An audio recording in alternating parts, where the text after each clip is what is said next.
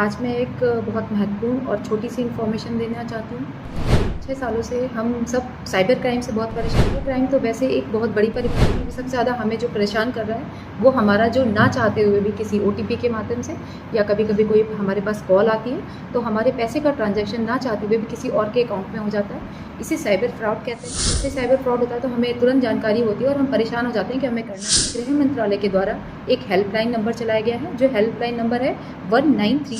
6 सालों से हम सब साइबर क्राइम से बहुत परेशान हैं। साइबर क्राइम तो वैसे एक बहुत बड़ी परिभाषा है, परंतु साइबर क्राइम में भी सबसे ज़्यादा हमें जो परेशान कर रहा है, वो हमारा जो ना चाहते हुए भी किसी ओटीपी के माध्यम से या कभी-कभी कोई हमारे पास कॉल आती है, तो हमारे पैसे का ट्रांज़ैक्शन ना चाहते हुए भी किसी और के अकाउंट में हो जाता है।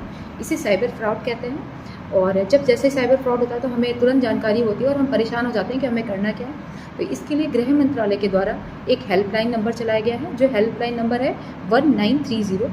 आपको जैसे ही आपको जानकारी होती है कि आपके अकाउंट से पैसे चले गए, आपको इस नंबर, ये टोल फ्री नंबर है, ये 1930 है और ये 24/7 आवर चलता है।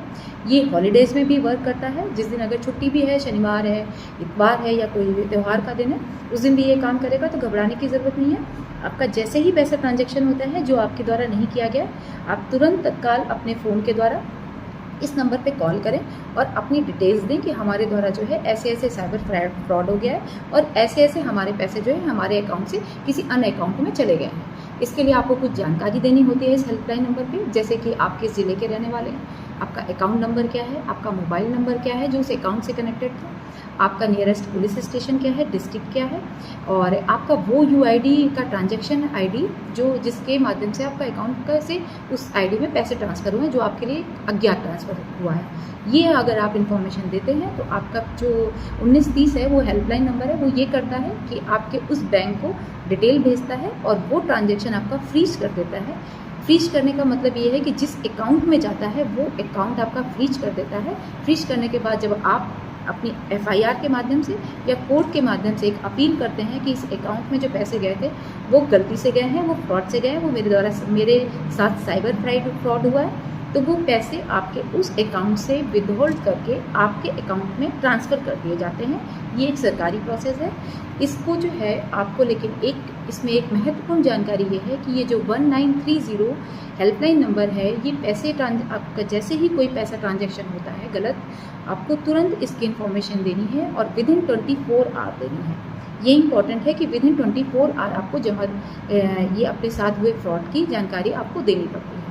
तो आपको इस नंबर को हमेशा याद रखना है और अगर आपके साथ या किसी अन्य आपके दोस्त के साथ, परिवार वालों के साथ इस प्रकार का कोई फ्रॉड होता है, तो तत्काल 1930 पे ये इन्फॉर्मेशन दे दें। आपका पैसा जो है वो उचित माध्यम से कुछ दिनों बाद कोर्ट के माध्यम से वापस कर दिया जाएगा और आप इस तरीके से साइबर फ्रॉड से बच सकेंगे। तो एक छोटी सी जानकारी थी, लेकिन ये बहुत महत्वपूर्ण जानकारी है जिसे लोग नहीं जानते हैं। एंड 1930 मैंने खुद जो है कई लोगों को जो है उस माध्यम से पैसे वापस कराए हैं, तो इस पे रिलाई भी करिए। ये ऐसा नंबर नहीं है जो आपका उठेगा नहीं, ये ज़रूर उठेगा। आप कॉल करेंगे, तुरंत आपको रिस्पॉन्स अच्छा मिलेगा।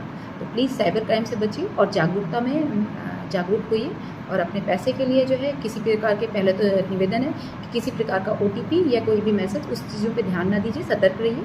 और सतर्क नहीं भी अगर आप रहते हुए भी सतर्क के रहते हुए आपके साथ फ्रॉड होता है, तो आवश्यक रूप से इस पर कॉल करिए। आपके साथ ज़रूर आपकी मदद की जाएगी। धन्यवाद।